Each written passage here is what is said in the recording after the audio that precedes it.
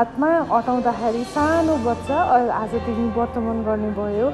तिमी एकदमै बदमास चकचकी गर्दाखेरि पनि बच्चा हो रमाइलो लाग्थ्यो तर अब तिमी ठुलो भयो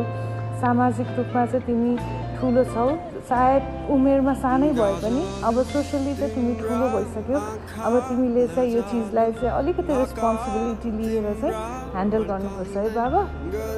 प्लिज बयानै गरौँ कबाट किसको लय समाउ कि ओठमा लाली सजाउने मेरो बाबु मिरोन दास श्रेष्ठको आज वर्तमान छ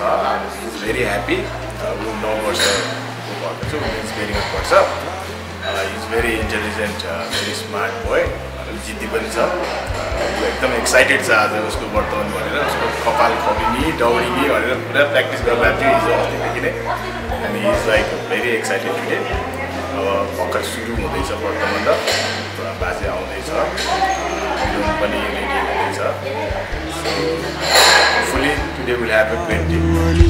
दुई कदममै सारौला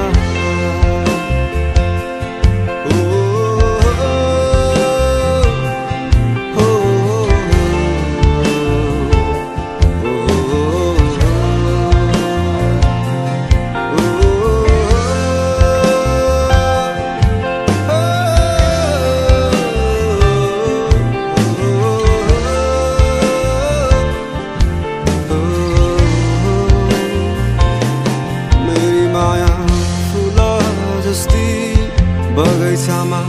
फुलिरहने मेरी माया चम्किला ताराहरूमा चम्किने जुन मेरी माया आकाशमाथि मेरी माया धरतीमा नि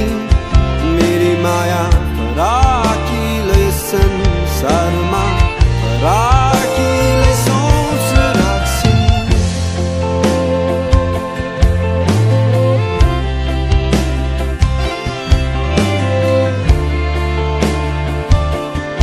आज मेरो जेठो छोराको एक्लो छोरो मेरो नातिको वर्तमान शुभ वर्तमानको कार्यक्रम हुँदैछ जेठो छोरा अहिले भर्खर 3 क्लासमा पुग्दैछ र बानी बेहोरा सबै ठिकै छ राम्रो छ सोबर छ अझ के भनेर फङ्सनमा आउने सम्पूर्णलाई स्वागत गर्दछु आजको कार्यक्रम सफल होस् भन्ने कामना गर्दछु धन्यवाद वर्णन गरे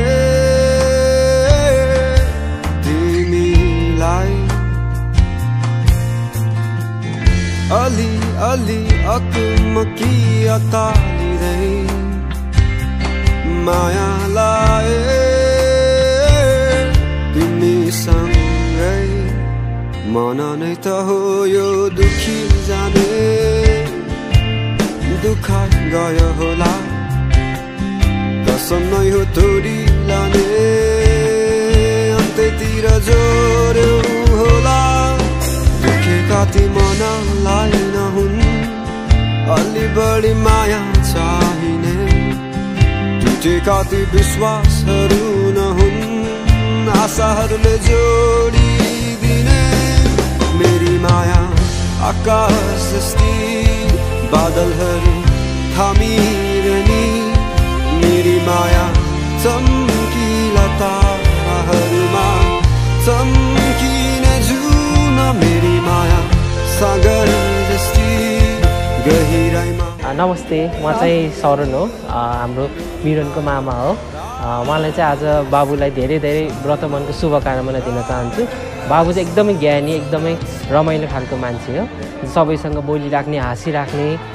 सबैसँग राम्रो इन्टरेक्ट गर्ने हाम्रो फ्यामिलीको सबैभन्दा ज्ञानी र माया लाग्दो पर्छ